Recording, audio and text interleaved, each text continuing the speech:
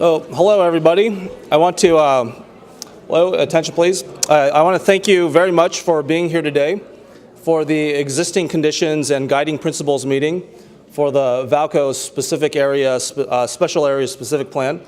I'm very pleased today to be able to welcome back Bill Leonards and Dan Porolik from Opticos team, as well as to thank Katerina Kidd and various other members of our staff.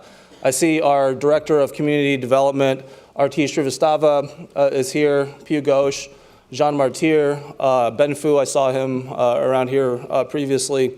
I want to thank everyone for being able to come out here today and encourage you to stay with the process. And thank you very much for your continued involvement in this most important of community discussions. I want to thank a couple of our planning commissioners. I see that David Fung as well as Jeff Paulson, I think, is here tonight. And we have a representative from Congressman Ro Khanna's office who happens to be a resident as well, Tom Pike, who is here joining us. So thank you very much. I see a lot of stakeholders and interested residents in the audience as well. So thank you very much for joining us in this discussion. And so without further ado, let's go on to the substance of tonight's interactive meeting. Thanks.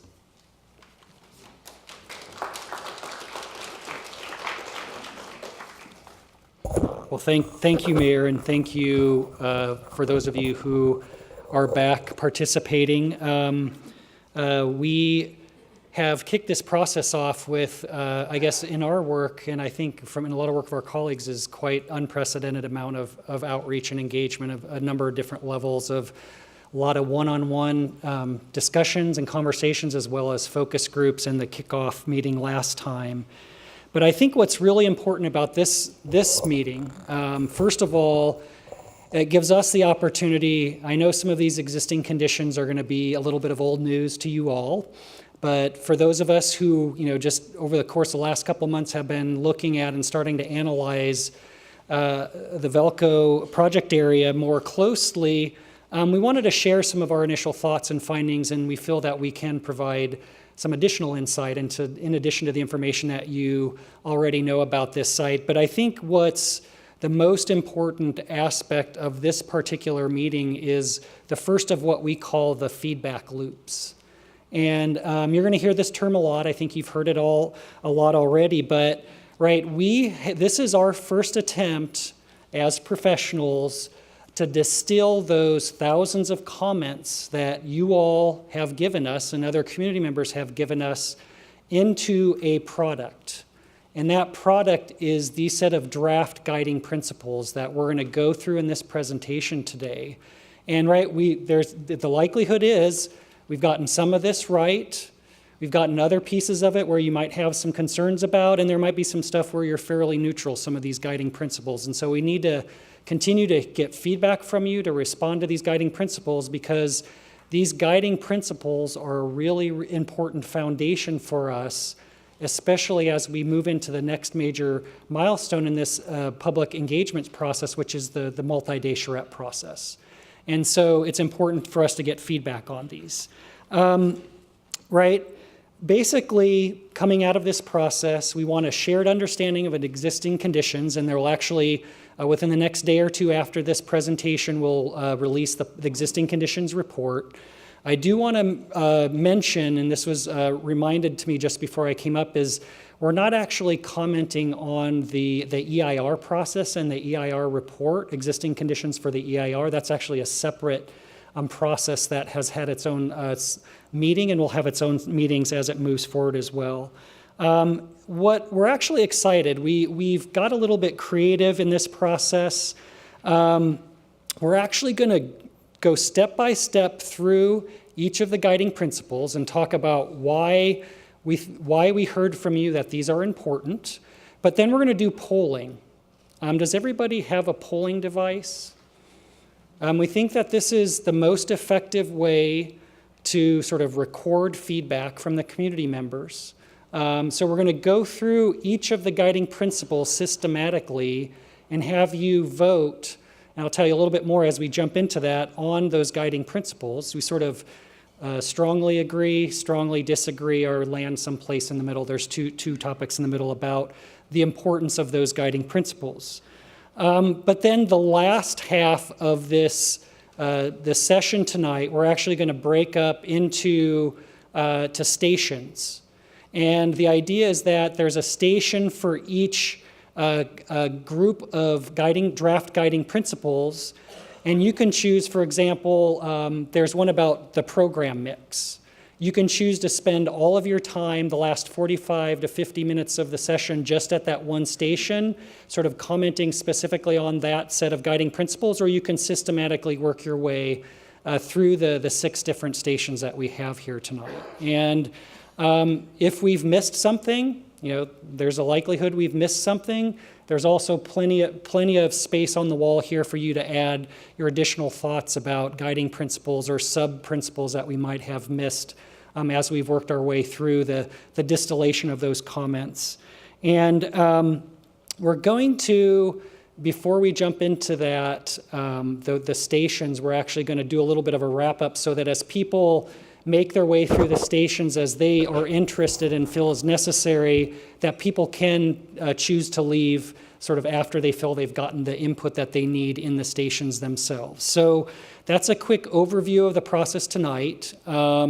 It's going to take a little while to get through the polling of the guiding principles, but we went back and forth with this as a team, and we felt it was actually something that was really important to spend the time on. And we felt it was really important to get some direct feedback, not just on the bigger themes, but each of the sub-themes underneath those guiding principles. So I am going to let Bill Lennertz jump up here and talk a little bit more about the overall process and how this event fits into that overall process.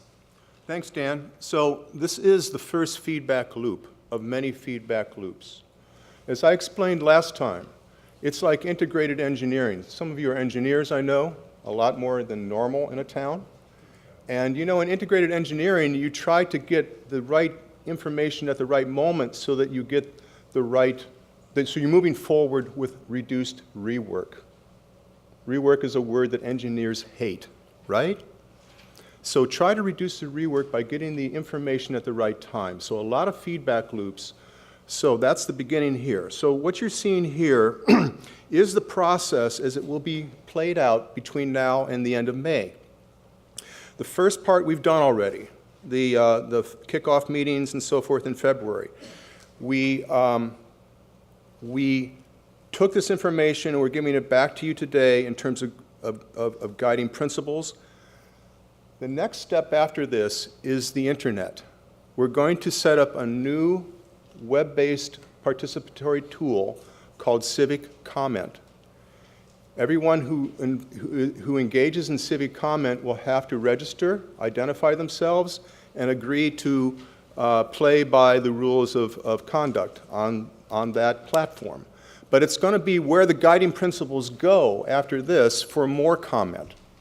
So people way outside this room who are going to comment on our work today. Then it goes to the SHRET, which you're going to explain later, right? The SHRET process, which is like the Big Bang. It's where all the creative work happens in this 5-day SHRET, where you come in at different moments, at different feedback loop moments. He's going to explain that. There's going to be an open house, and then another SHRET.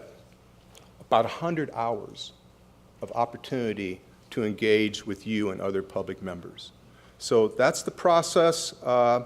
And we're going to kick it off here. I would just also add that you got a handout, and as Dan goes through guiding principles, use the back of the handout to take notes on different things you might want to bring to the stations. Good idea. Okay. Okay.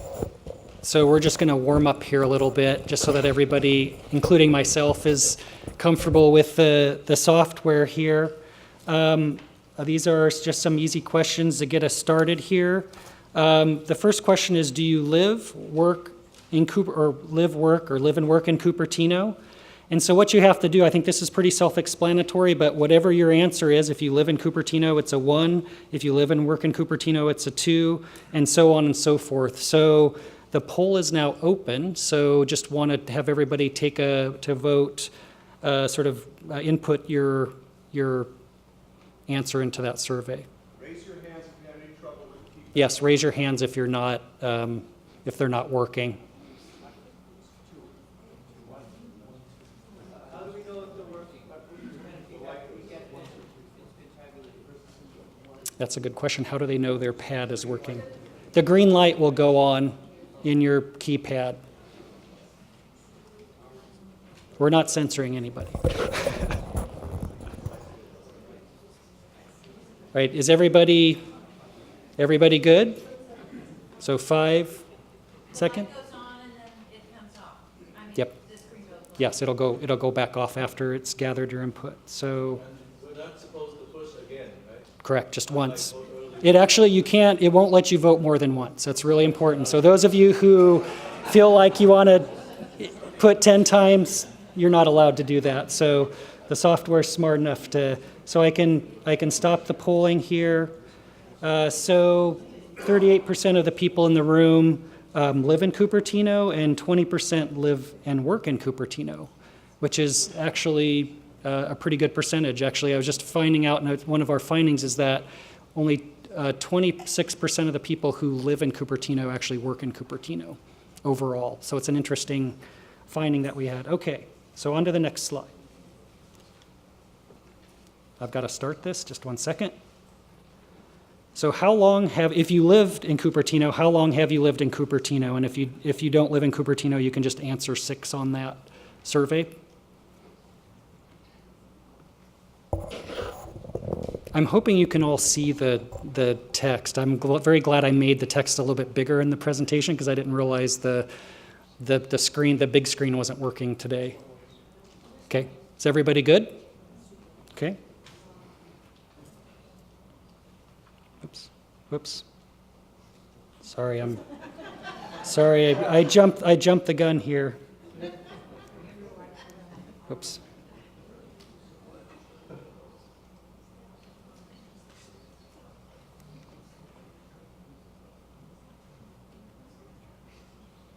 Okay, 43%, 20 plus years of age, about 17% not currently living in Cupertino. What is your age? Go ahead. Minus 10 years. Yes. Not the age that you feel, but the age that you are. Yes. What I would say is if you're over 59, go into number 6. Sorry. You can sign up for AARP already, so. Okay. Is everybody done? Everybody? All right, so 36% of the room is over 65. You all look great. Thanks for coming out. So and then there's a pretty strong percentage, 50 to 59, and it drops down fairly substantially below that. So that's pretty interesting data. Okay, just a little comic relief. So we're just testing here that we're going to do a polygraph here. Have you ever lied to your mother or father? Sorry, I got to turn this on.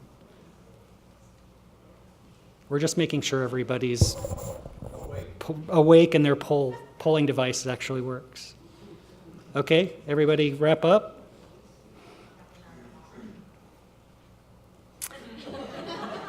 Only when it was in his or her best interest is the winner. So, okay, that helps us navigate the audience a little bit. That's great. So 26% a close second was more times than I can count. That's all right. We know you're telling the truth. Okay, so now I'm jumping into the existing conditions. And the way that we're doing I'm going to do this tonight, is I'm going to actually present each of the major themed guiding principles. And after I go through that presentation, I'll jump to a set of questions related to that guiding principle and the sub-principle. So there's going to be a little bit of me presenting and then jumping to questions. We felt that was better than me presenting for 30 minutes and then trying to jump back to the questions. So what I said earlier is I actually heard from a couple of people is, well, why are we talking about existing conditions? We already know what's out there.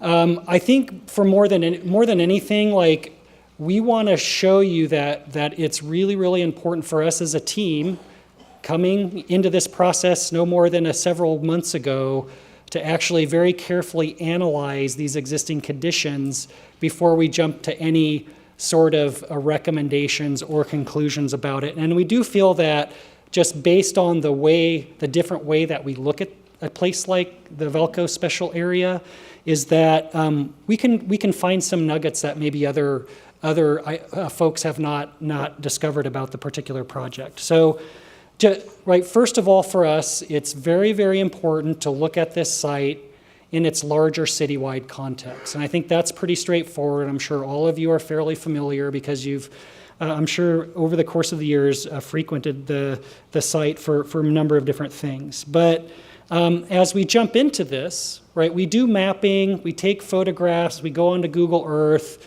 The sorts of thing that jump out to us in analyzing the area is, number one, and we heard this a lot, like, for example, the beautiful row of trees on Wolf Road and Stevens Creek, as well as the beautiful rows of tree around the perimeter road, like, they play a pretty important role in defining a certain character of that area. And even just looking at this photograph, that's the one thing that really jumps out at us. And, you know, can we get creative about finding a way to sort of work around that and integrating that into any future vision for the particular site? The other thing that this shows us very closely and carefully, and this is pretty obvious as well, but that relationship, that very tight relationship between the existing mall and this North Blaney neighborhood, right? There's a pretty tight transition between the mall and that neighborhood that we need to think very carefully and closely about. And I think the rest of it I'll dive into a little bit. The thing I wanted to point out on this particular map is that on the northern edge of the specific plan area, both on the east and the western side of Wolf Road, there are actually two different small property owners of the two small parcels. There's what we call the Simeon site on the northwestern edge, right before you get to 280 at Wolf Road. And then there's the Hyatt Place site on the northeastern side of the site. And then the rest of the project area is owned by Sand Hill. But I just wanted to, because as we go through this process, I'm sure people are going to be confused how those two sites play into the conversation. But I just wanted to note that those are under a different ownership. This is what we call a Figureground Plan. And what it is simply the building footprints in black and all other information erased from a map. And, the one thing that jumped out to us is as we put this circle on the site, this circle is a 1/4 mile radius. And that 1/4 mile radius means a person can walk from the center to the edge of that circle in about 5 minutes. And we use that in our placemaking sort of strategies. And what this tells us is there's a tremendous opportunity here that you can create a really fantastic walkable center that somebody could walk from the center to the edge to in 5 minutes. It's actually a really prime scale. And so that's something we'll continue to talk about as we dive into thinking about alternatives at the design charrette process. And obviously just right the scale of the mall building compared to the scale of those single-family homes and some of the other smaller uses around the periphery of the project area is another interesting comparison, right? And then many of you and most of you probably know the general plan framework pretty well, but just want to mention that the Vallco site is one of 9 designated special areas within Cupertino. So that's why it has that special area name in the project name. And then there's a series of themes that are sort of integrated into the general plan that we also heard reiterated and are represented in some of the themes and comments that we got from people. A mixed-use center, major destination, interconnected sort of streets and pedestrian networks, pedestrian-oriented buildings and public spaces. So, those, I think most of you are fairly familiar. And then the zoning is what we call a planned development. And it allows a broad range of uses. It's just this orange, if you look on the zoning map, sorry, this red zone. And the last thing I want to mention is that this is a designated housing priority site in the housing element. So those are all things that we need to be thinking about as we move forward with a set of alternatives for this project area. And I just wanted to show this because these three-dimensional studies are going to be very, very important as we move forward with different alternatives. And so we've created a base 3D model that has all the existing buildings in it. And as we go through alternatives at the SHRET process, we're going to be populating that digital model with buildings and go through a series of different alternatives and get feedback in that way. The other cool thing about this process, in addition to the digital model, we're actually going to have a physical model. So we're going to have this really large physical model where we'll be shuffling building components around as we go through different alternatives and get, those are our series of feedback loops, sort of testing different approaches to alternatives for the site. So then jump into the existing conditions. For the roads, the bicycles, and the pedestrian networks in particular, right, there's always kind of one of the challenges and opportunities at the same time in a project like this. As we come in, there's a series of plans that have already been done that we need to be aware of, and there's a series of sort of, in terms of bike and pedestrian network, some ideas that are proposed but haven't been implemented yet that we just need to keep in mind. Basically looking very closely at the street and the road network. You know, how hard is it for somebody to get east to west in the city? How hard is it for somebody to get north-south in a car, as a pedestrian, as a cyclist? So we're thinking about all those different levels of connectivity and sort of where there's opportunities for improvement in the city. And I think what's really exciting about the work that you all have done in terms of the proposed bicycle network is I know that there's a great bike trail that's proposed along the southern edge of 280 that we need to think about tying very closely into. There's actually a Class 2 buffered bike lanes for Wolf Road and Vallco Parkway, which means a pretty nice designated bike lane for cyclists. And there's actually a Class 4 separated bikeway proposed for Stevens Creek. So that means actually a clearly differentiated a bikeway with a barrier, some sort of a barrier in between the cars and the cyclist. So these are all things that we need to be thinking about and tying into as we work our way into a set of alternatives to implement the guiding principles. And this is just a map that shows proposed recommendations, and the one that's really, really pertinent is, this is that proposed bikeway along 280. Which is one of the pieces we need to think about, as well as those other bike facilities.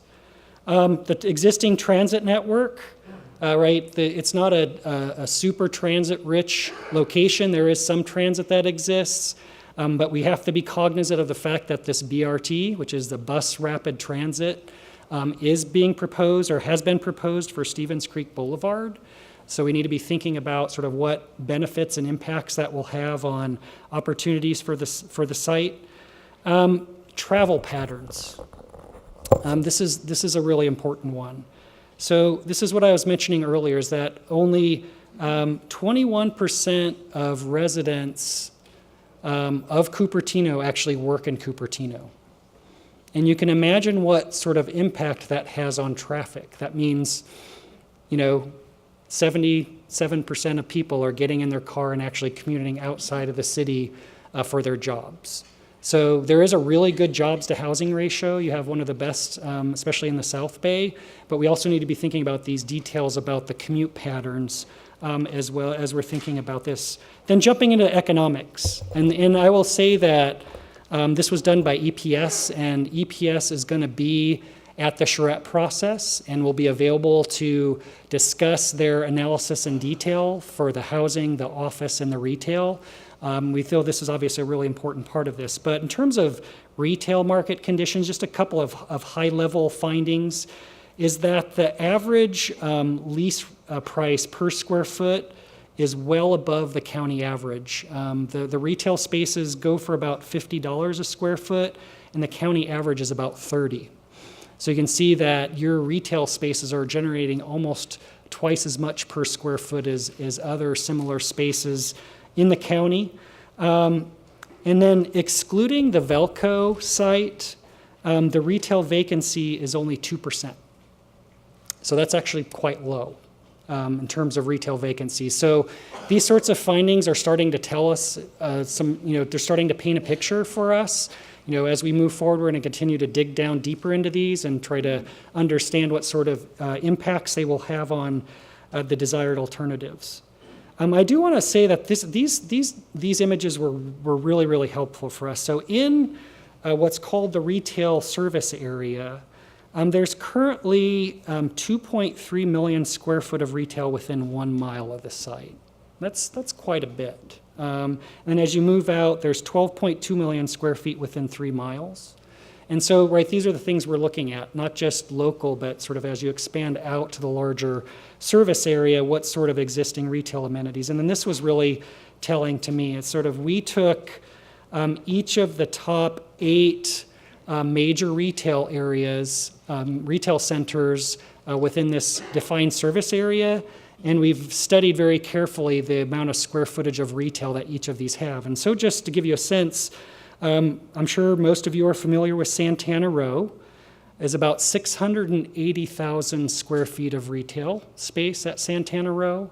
We've also studied the other uses, and we have that information, but the retail is a great starting point. So as a comparison, the Hills project proposed about 600,000 square feet of retail. So it was comparable in size of retail to the Santana Row project. Now, jumping up to one of the sort of the big retail centers, the Westfield Valley Fair shopping mall actually has 1.4 million square feet of retail. So that's, just to start comparing that, and this information will all be available. Main Street currently has about 133,000 square feet of retail uses. So happy to dive into those a little bit more detail. And as I said, we studied the other program for each of those centers as well that we're happy to share and look at with you.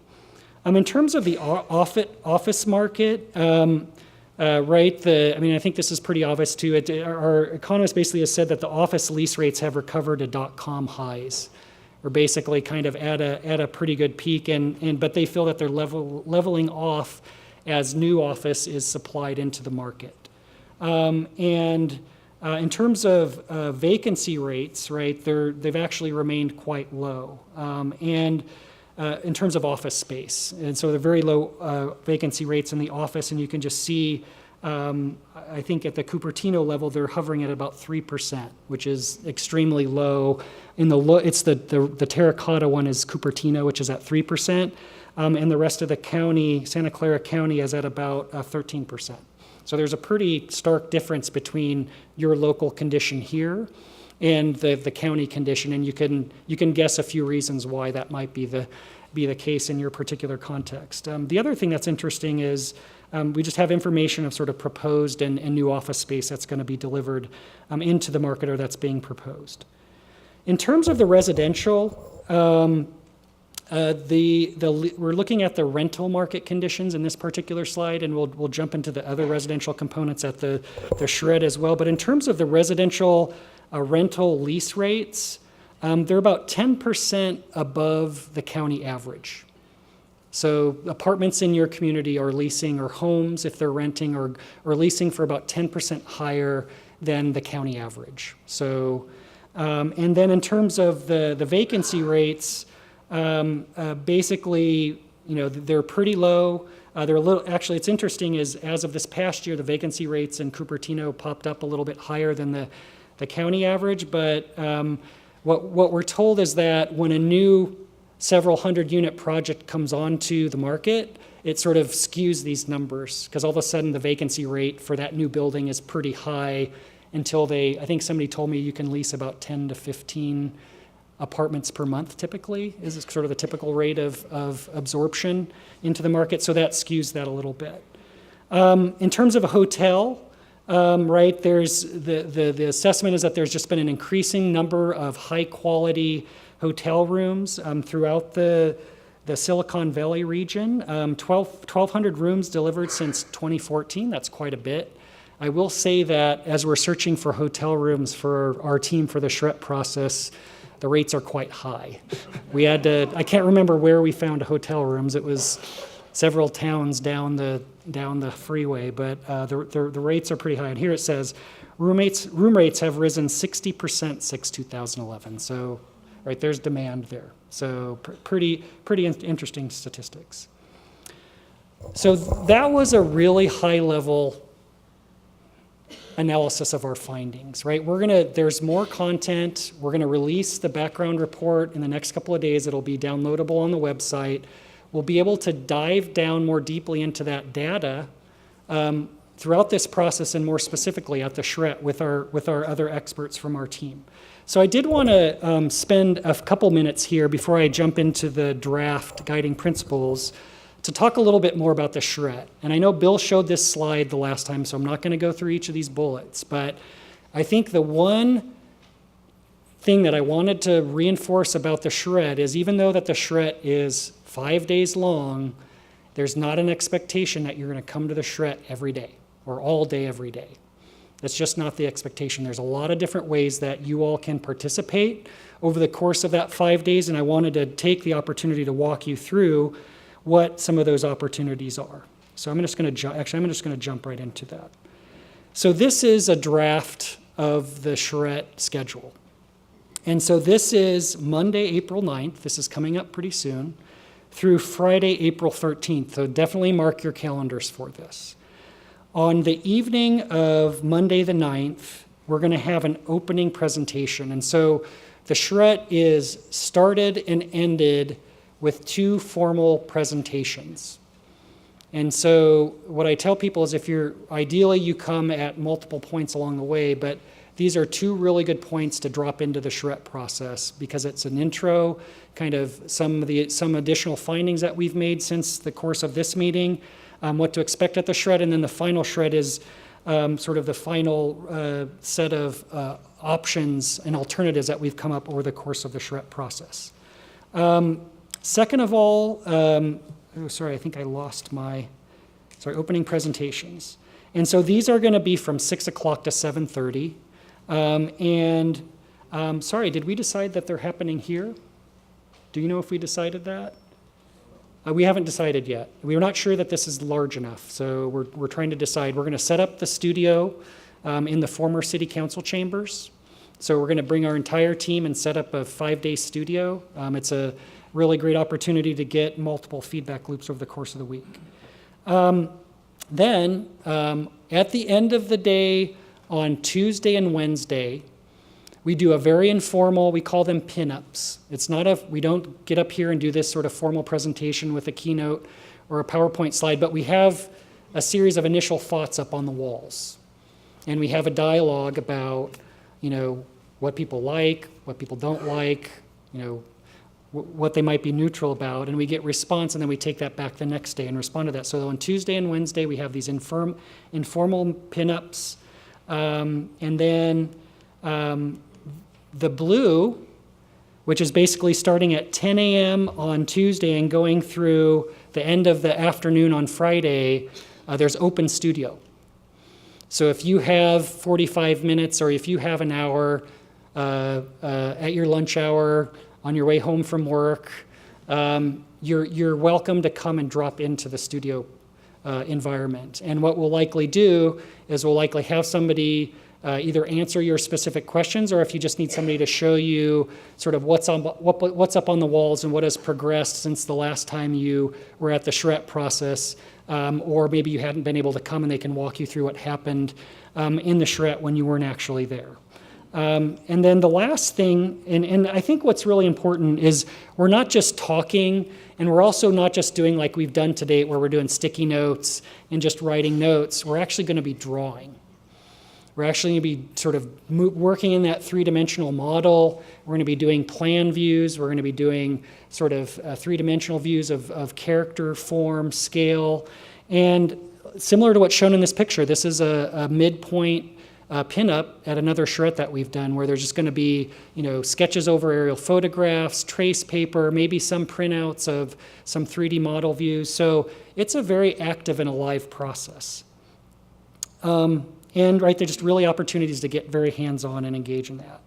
And then the last component of the SHRET process is what we call a brown bag lunch. So on Tuesday, Wednesday, and Thursday, from 12 o'clock to 1 o'clock, we have topic-specific brown bags. And I'll say that we'll put this draft SHRET schedule up on the website as well. So on Tuesday, we have scheduled transportation and parking. We know that's a really easy topic. There's no real concern here about traffic impacts, so we can. Wow, you guys are tired. So get a laugh out of that. And then Wednesday is economics. So we're going to drill down into sort of some of that initial findings you just saw, as well as some of the more detailed information about the different program elements. And then the last day, we wanted to talk about this idea of the form-based code in terms of a tool for predictable implementation of the specific plan vision. And so mark those all on your calendar. And so the idea is that you come when you're available. We can walk you through what you missed. We can grab an expert, the transportation consultant. We can grab our retail sort of economic consultant. You can talk with them individually. But at the end of this first charrette, the idea is that we would have a set of alternatives. And we don't know how many that is. Ideally, it's as small as possible, 2 or 3 ideally, where we couldn't have possibly come to one desired solution. So we have a set of alternatives. And then several weeks later, we come back and we do an open house and we get some additional feedback, maybe people who weren't able to attend the last presentation. And then we come back a few weeks later and do the second charrette. And the idea is that the second charrette, by the end of the 5 days, we want to come to one preferred alternative. So we know it's going to be really challenging. It's not going to be an easy thing to do, but we're really up to the challenge. So that's the summary of that.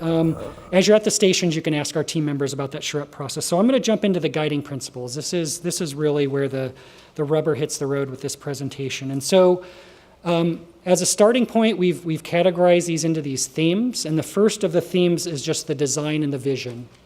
And there's no particular reason we put this one first. It is the one that we kind of default to because that's our real area of expertise. But they're not categorized in any particular way in terms of hierarchy or importance. So the first, and I just want to say, right, this is our first pass of a feedback loop. We've gotten a lot of input from you guys. We're putting our best professional minds in place to distill those back into these guiding principles. And so now we're getting this first level of feedback from you. Oh yeah, so as I go through each of these guiding principles, make sure that you're using the sheets that were on your chairs to take notes if you have specific questions or comments or additions as you go to the stations after I present. Or if you can just remember it, that's fine as well.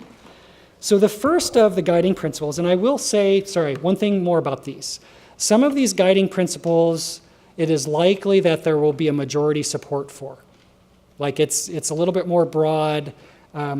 There's likely easier point to get consensus on. But there's going to be others of these that there's going to be diverging viewpoints. And so we understand that, and our challenge is to try to find where there's divergent viewpoints, to find a way and a strategy and a set of alternatives that bring those divergent viewpoints to a more closer meeting point. So the first of the guiding principles is that Vallco will create an innovative, forward-thinking project that will look to the future. And the other thing I want to say is a lot of these guiding principles, we should have put quotation marks, actually came directly from a series of comments that we got as we went through the focus groups. Well, I can't answer questions right now, but we'll do it in a second. So the subset to that is we heard this quite a bit, and it's reinforced in the general plan, and we're going to go through and vote on each of these after I go through them, is that the Vallco site will provide a heart and soul for Cupertino. Right? We heard that a lot. So, Will, you get a chance to, you get a chance to vote on them. So, yeah. Oops. Sorry. So we acknowledge that everybody does not agree on these, but we are giving everybody the opportunity to vote on these. If the majority of the group says you're totally off track, we go back and we rework these. So that's the opportunity here. The second thing that we heard is that establish a distinct character and identity that's iconic and a 100-plus year vision for the site. We heard that several of the focus groups, several of the individual interviews we had. I will say that didn't come from everybody. We got a chance to vote on these. And then the other interesting one is, Cupertino's obviously changed a lot over the course of the last 15, 20, 25 years. But there was this idea that I really liked is creating a new history. Like, what is it, creating a story and a history that you all can be proud of and that, your kids can be proud of. So I thought that was a really interesting one. And then this one was, a sustainable wow factor. And once again, we get to vote on these, how important, how not important they are to you. So that was the first set of guiding principles. So let's jump to the questions. You get a chance to vote now. Here's your chance to comment on these.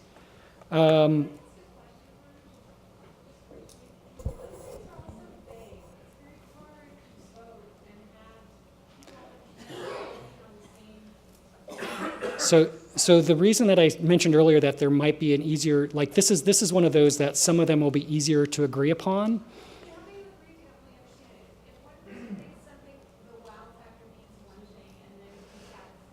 Yeah.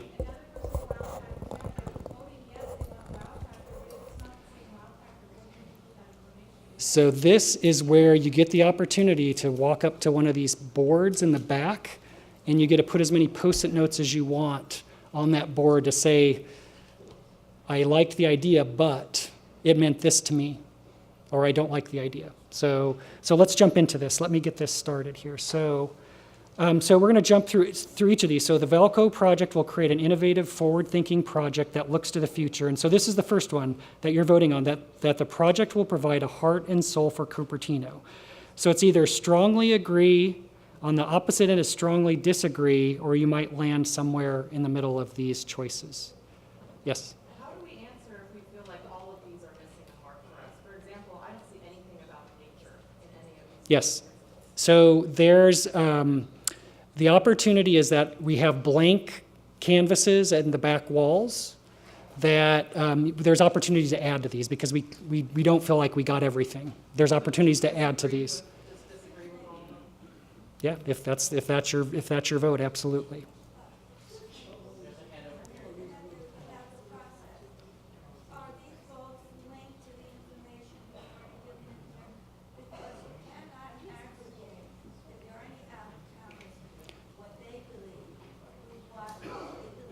Okay. We can talk with you about that, but we have that data that we can aggregate in through this process. So.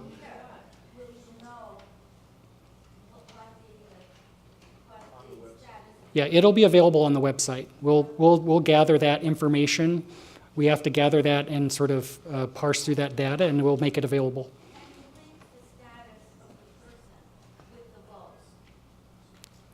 Based on the questions that people answered earlier, we can link the answers to what they responded to at the beginning of the presentation. So has everybody voted on this? So go ahead and make your vote.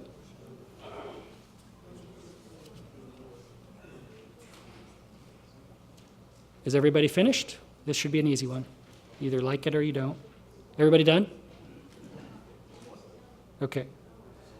So 41% strongly agree, 15% strongly disagree. So, there's some varying information in there. So, we take this all back and study it very closely. Establish a distinct character and identity. And this idea of iconic was a terminology that came from one of the focus groups that I thought was pretty interesting. Heard it from several focus groups. So the idea here, let me start. Oh, darn it. So let me start this. Sorry, I've got to turn this on. Now you can vote. Establishing a distinct, how important it is for the project to establish a distinct character and identity or an iconic project for the city.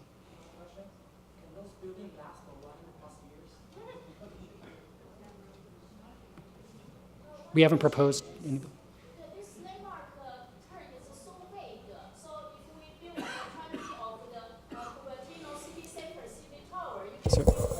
So I'm gonna, yeah, in the SHRET. So this is starting really high level for us. When we jump into the SHRET, we're gonna be populating the site with scales and forms and program.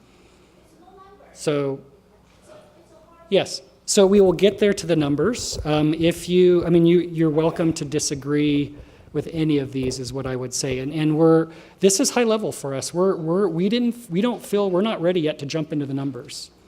I mean, you all have been thinking about this a long time, so we need to be. This is us building up a foundation to jump into the different alternatives for the site. So let's. Oops. Okay. So about 35% strongly agree, 20% somewhat agree, and 19% strongly disagree. Okay. Okay. The next one is creating a sense of history that Cupertino is missing. Let me turn this on. Okay.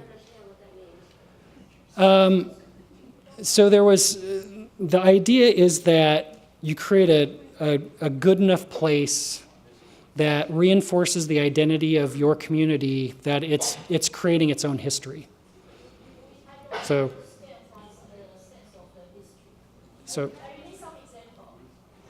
yeah, so you create a public space that's so great that you decide you're hosting the 4th of July parade or 4th of July event in that public space. That, somebody who's raising their family here takes their kid to every year. That's creating a history with the community members. So, okay. So I'm going to close this. Yes, we're going to jump down a little more, but what I'd say is some of these are, that's why I said that a couple times, are pretty vague. So, okay, so this is pretty neutral. There's a pretty even vote here about whether or not that's, and so we can take that back and assess. Sorry, I need to.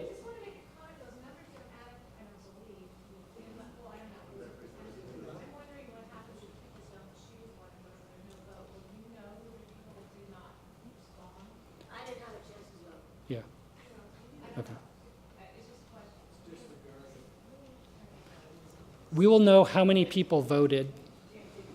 So we'll know how many people voted, and we know how many people sort of answered those initial questions, so we'll relate it back to that. Okay, so here's one that, may be a little bit more controversial or open, a sustainable wow factor. How important do you feel a sustainable wow factor is for this project? Green roofs, green buildings, green store infrastructure, green stormwater treatment, all those parts. Oops, sorry. I'm not a great driver here. I lost my, okay, now you can vote, sorry. Strongly agree? You'll be able to put that up. Just a quick note, those are total numbers, not percentages on the polls. Oh, those are numbers. Yes. Okay, oh, thank you. Okay, did everybody get a chance to vote on that?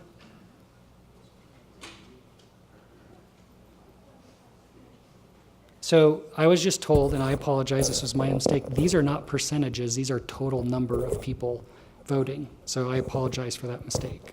But 42 people said they strongly agree, 20 that they strongly disagree, and then there was 17 and 16 people voting in between that. Okay, and I actually feel once this one will probably you'll probably might feel is a little bit broad too, but we want to understand how important these elements are so that we can understand what to focus on when we jump into the alternatives. And the first idea is the importance of civic and gathering spaces, a public plaza, a public park, playgrounds, those such of spaces as a focal point of the community. Reinforcing walkability within the project. This wasn't something that we brought up. This was something that we kept hearing is like, wow, it'd be great to live in this project and to be able to walk down the street to a series of amenities within the project area. So that walkability was really important. And then prioritizing public art. And so we get to see now how important you feel these are as we move forward into the alternatives. So let me push the button here. So that how important is it to include civic and gathering spaces of various sizes, types, and functions as a focal point to the project? Say that again? We don't know. We don't know the answer to that yet. So we'll dive down into those details as we work our way through the alternatives. The question was, was it we as the city? So that would be something that would be part of the conversation, is who's paying for the implementation and maintenance of the park. Okay. Okay, right, this is an important one, and that's what I would have assumed, but we need to reinforce that. That's a really important component for this project, so that's something that the team needs to really prioritize. The project reinforces walkability within the project. Let me click the button here. Okay, go ahead and vote. Strongly agree, strongly disagree, or somewhat in between.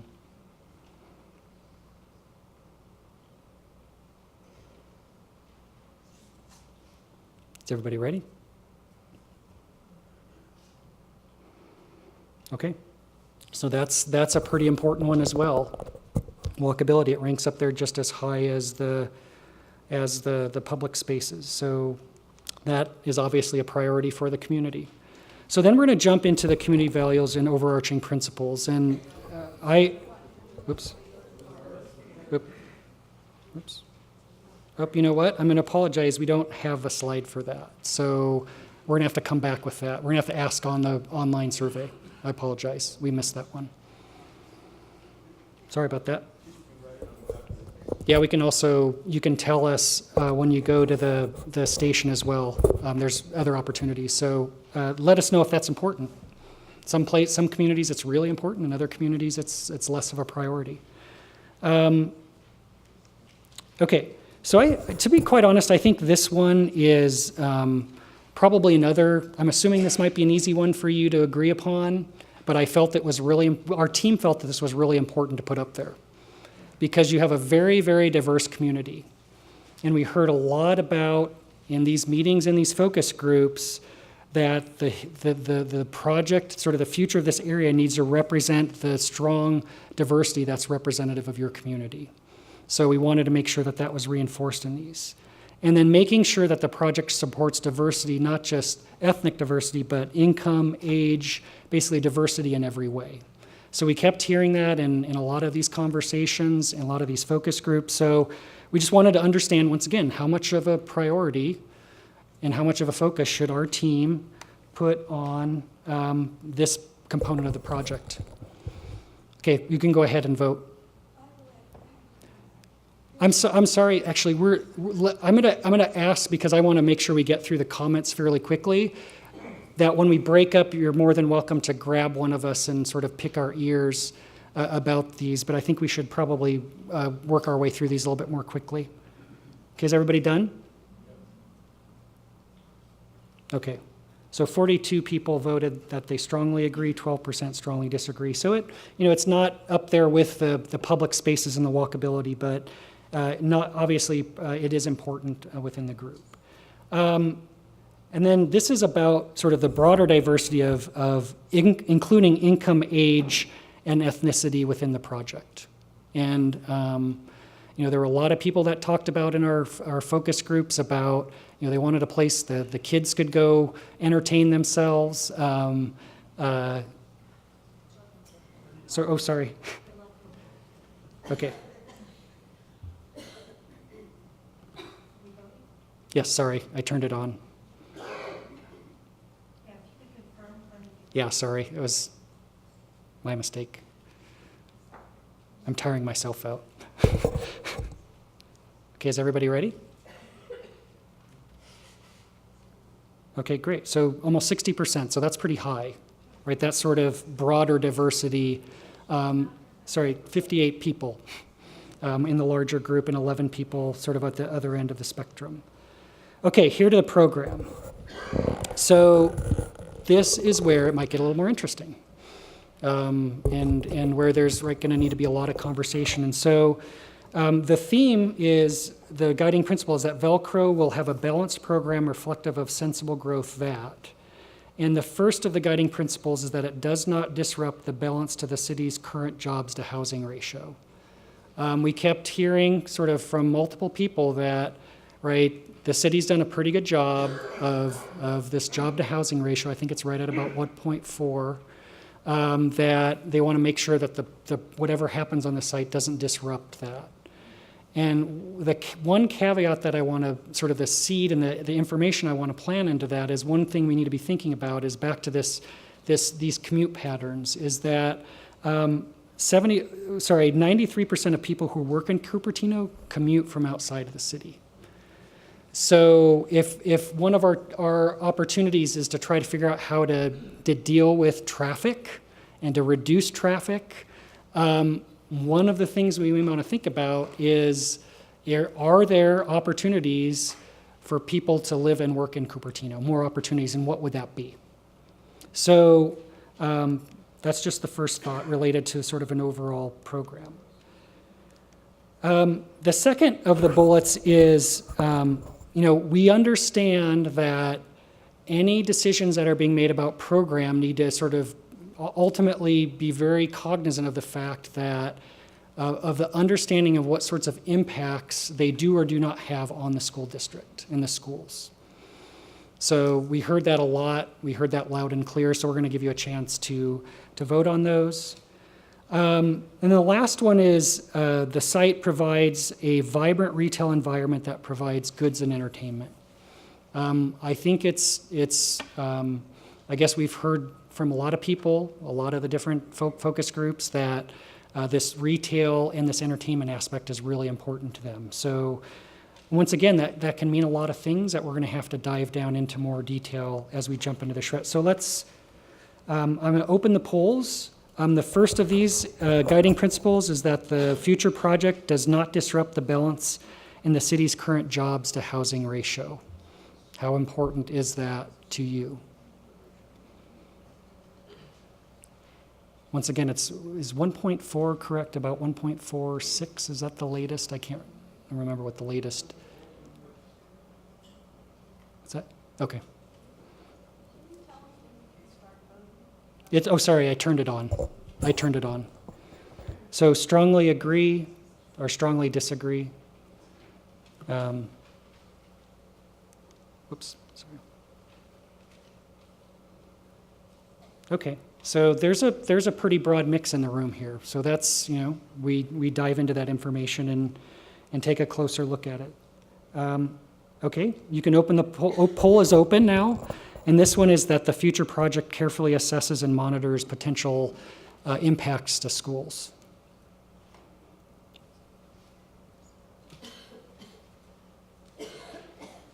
Has everybody voted? Okay.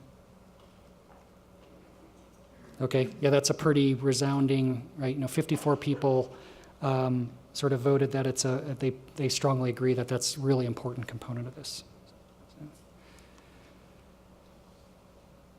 Okay, next one. I'm going to open it to the polls. It's open for voting. That the future project provides a vibrant retail environment that combines goods and entertainment.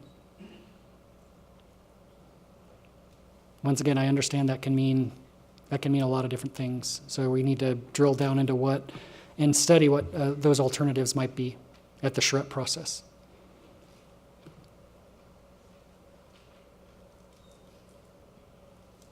Okay, is everybody ready? Okay.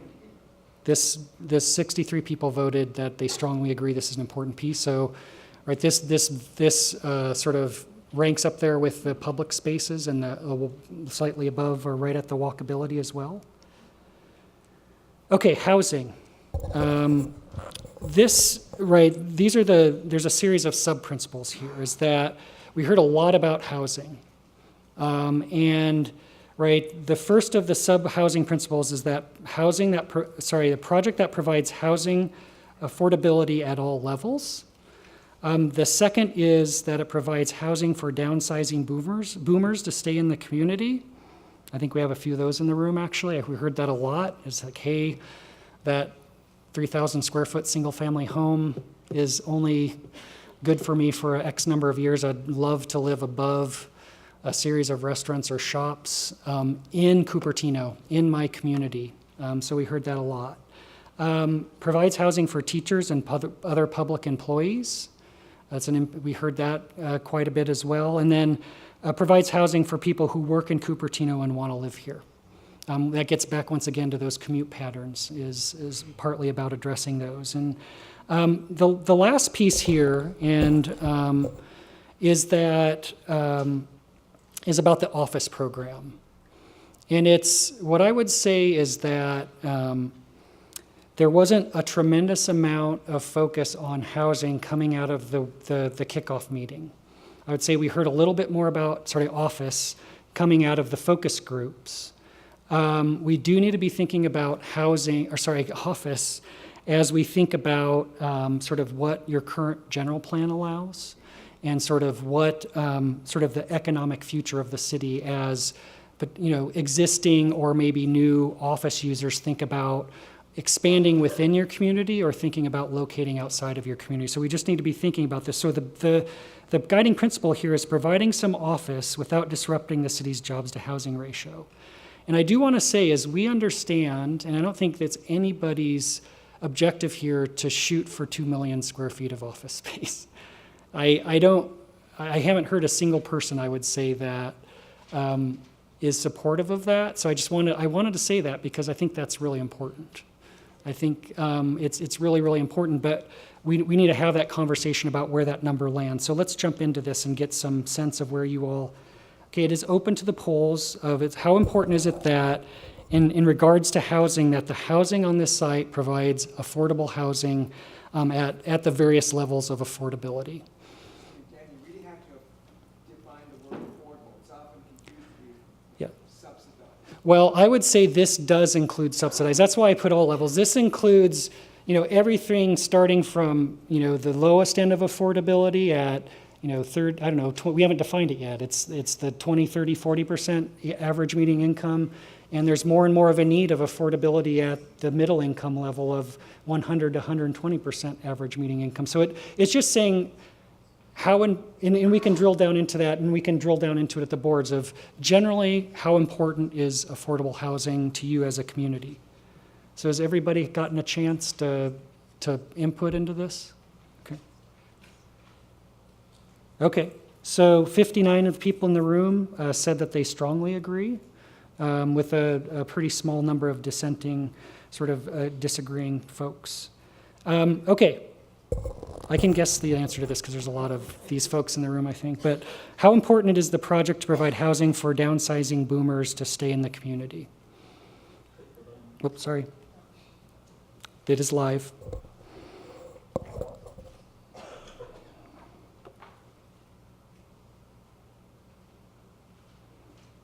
This is one of my colleagues said this. He said, in places like Brooklyn, where there's urbanism, there's the millennials who want the urbanism and the boomers who want it but also need it.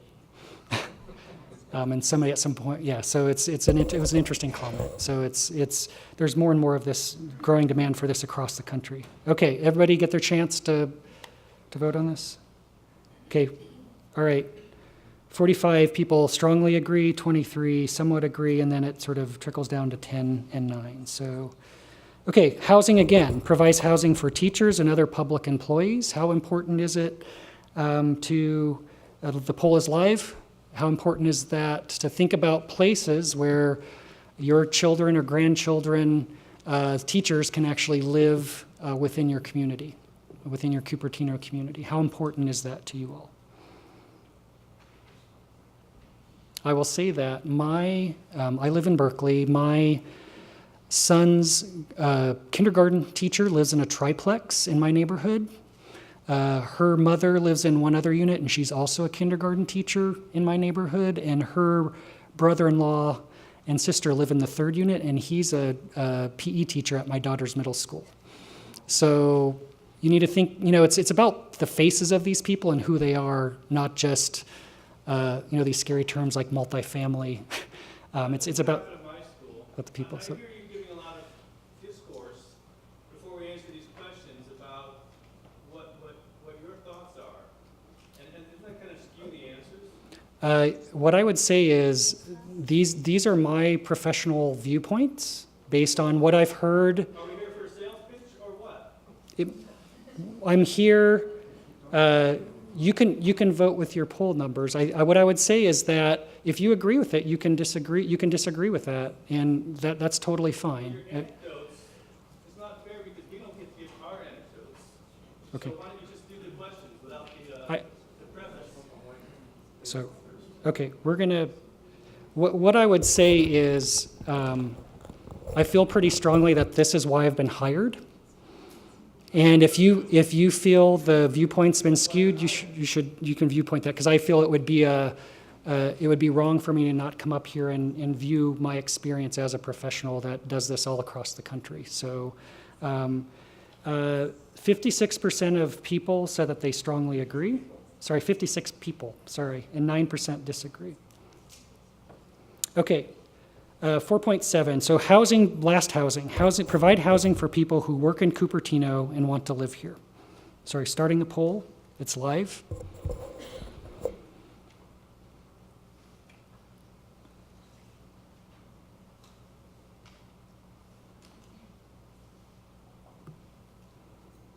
Has everybody gotten a chance to vote and get through this? Okay.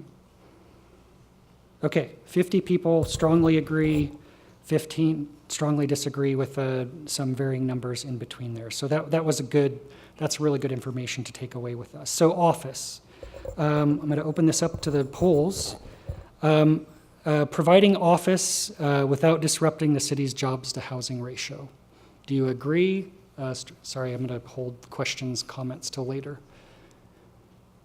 Strongly disagree? You're welcome to do that, or somewhere in between.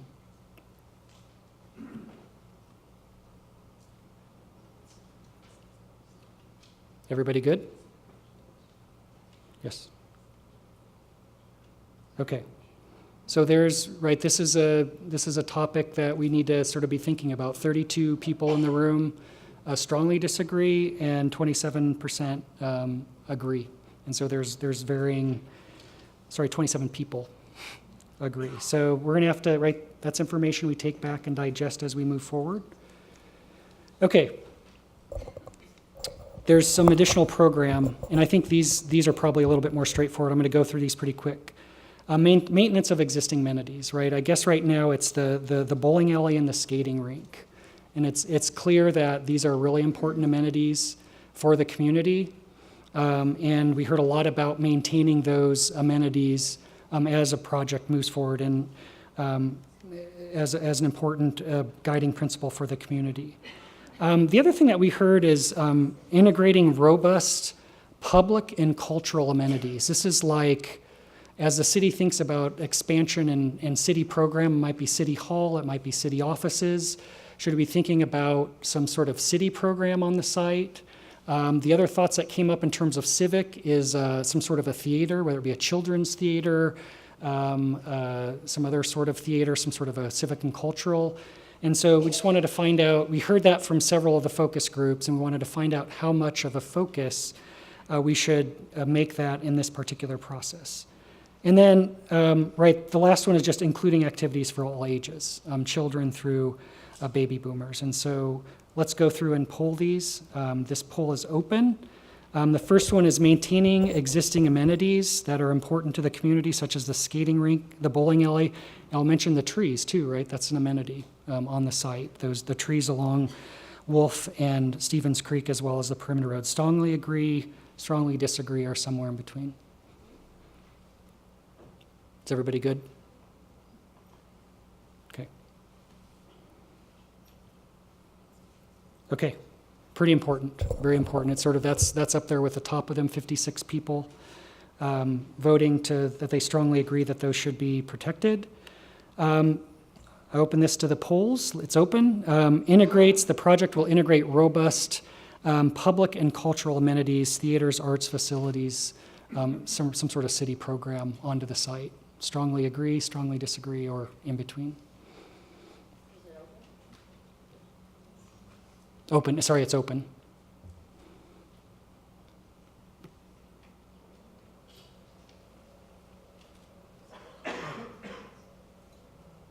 Is everybody good? Closing the poll. Okay, 44 people voted that they strongly agree that that's an important piece, with 18 strongly disagreeing. So, okay, this one is open for voting now as well. Right, this one's a little bit more general, but a little bit of a reprieve. So it includes activities for all ages. We just heard a lot about, what I like is the community of Cupertino seems to really value the kids in the community. So we kept hearing it, so we wanted to just put it up there as just reinforcing what we thought we were hearing in these meetings and interviews. Okay, is everybody good? Right, great, very important. That's not surprising to me. Okay, to mobility and circulation, and I think we're going to work through the rest of these fairly quickly. I think we got 2 more topics. This one only has 2 bullet points. The future project for Vallco will utilize innovative transportation solutions that, the first one is eliminate or reduce potential traffic impacts, right? I think of the top 1 or 2 hot button topics, traffic is in the top 2, if not the top 1. So we wanted to make sure that we need to be thinking about that as a priority. And then providing mobility choices. This means like improved bus transportation, increased safety for bicyclists or people on foot in terms of pedestrians as we think about the project area. And the last one, and this came specifically out of a couple of the different stakeholder interviews, is just thinking about and considering the future of mobility. Like, we all realize that our mobility choices could change pretty drastically in the next 3 to 5 years with autonomous cars, but how important is it for us to be thinking about those dramatic changes? And so we're going to jump into the polls here. Okay, I'll open this to voting. How important is the project to either eliminate or reduce potential traffic impacts? Right, we don't have a solution for that. That's a challenge. But is everybody good? Okay. Wow, okay. That's number 1 so far. 70 votes for very important. That's really good to know. I'll open this to vote. Providing mobility choices and providing walkability within the project area. How important is that to you for the project to do this? Giving people an alternative to driving. Everybody ready? Okay. Okay. That's great. That's even higher number of people voting for that. So that's a good number for us to take away. And then considering the future of mobility, not just thinking about the present, but how important is it for the team to think about sort of where mobility is going in the short and the midterm, and considering that as we work our way into the SHRET process and studying alternatives.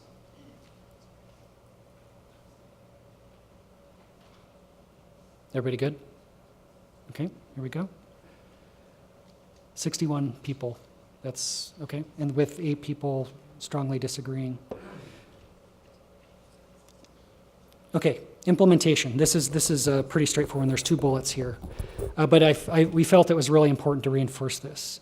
That the guiding principle here is that the Vallco project will ensure a predictable, accountable implementation of the community-supported vision. And what this is that right? The worst case scenario is you go through this process, you come to a consensus on a vision as a community, and then when something comes out of the ground and you're like, wait a minute, that's not what we agreed upon. So the idea here is that we go through this very robust process and we establish, working with you, agreed upon vision, and then we figure out the best way to predictably implement. So when something comes out of the ground, you get really excited about it and say, let's build some more. And so the first way to do this is with agreed upon specific plan. I think that's one of the benefits of this being a designated area for a specific plan, is that we can dive into a fair amount of detail with policy and development standards in that specific plan. And so the last one, which we mentioned very briefly in the kickoff meeting, is in terms of the creation of the new zoning or the new set of rules by which development will be regulated, What we're proposing is what we call a form-based code, and this is just a new way to think about zoning that focuses on the form, the scale of those buildings primarily, and then the uses as well as that. But it's a tool that we have used all across the country in communities and processes such like this to get the community's predictable implementation of their vision. And so let's go through these quick. Yeah. Okay, so when I get to that one, I'll clarify it for you when I get to that one. So how important is it to have agreed upon specific plan vision? The vote is open, sorry.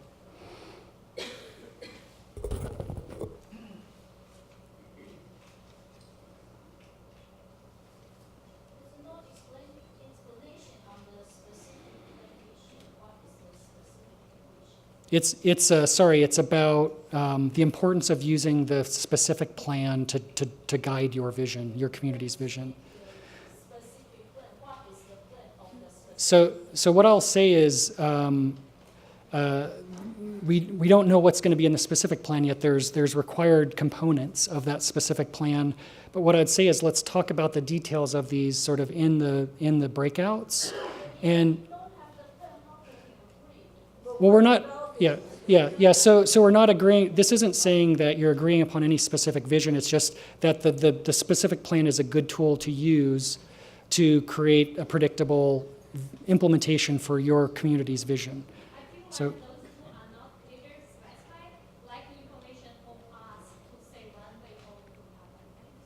Okay.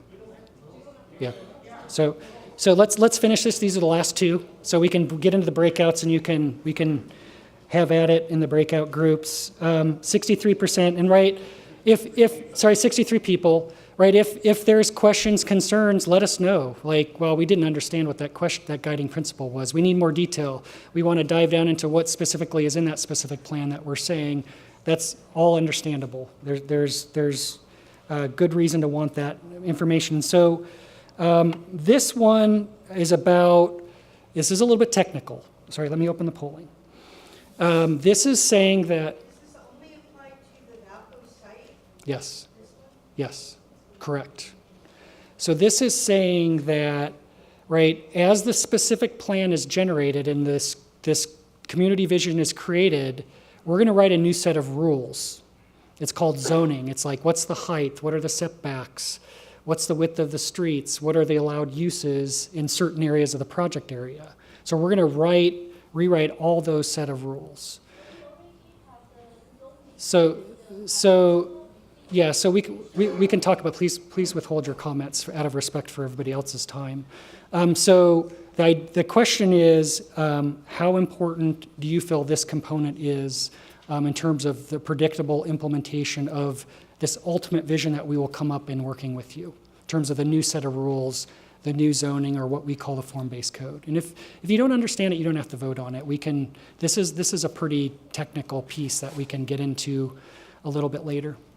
Because everybody. We already have the rule. Why so what I'll say is, out of respect, please make your comments in the breakout sessions or online. So that was the end of the polling. Thanks for your patience. I admit that it's been a little while since we've done this polling, but we felt it was good. We will. Oh, sorry. People didn't like it, so we got rid of it. Yeah, sorry. Okay, so this is 30% agree. Sorry, 30. Somebody throw a tomato at me. 21 people strongly disagree. What I'd say is this is a detail. This is very technical. We'll continue to work on that conversation. It's important first to come up with the vision, then we think about what's that implementation piece. And so we're going to jump into the breakout session. Sorry, we need to collect the keypads. We will track you down if you take one home. There's a tracker on there. So please pass your keypads to the inside row. Sorry, to the outside row, I'm sorry, or collect them. Bill, why don't you come up? And so it's important for you to stick around for the breakout sessions. So we're here, well, for a long time. It's another hour almost. We're here till 8:30 if people want to stay that long.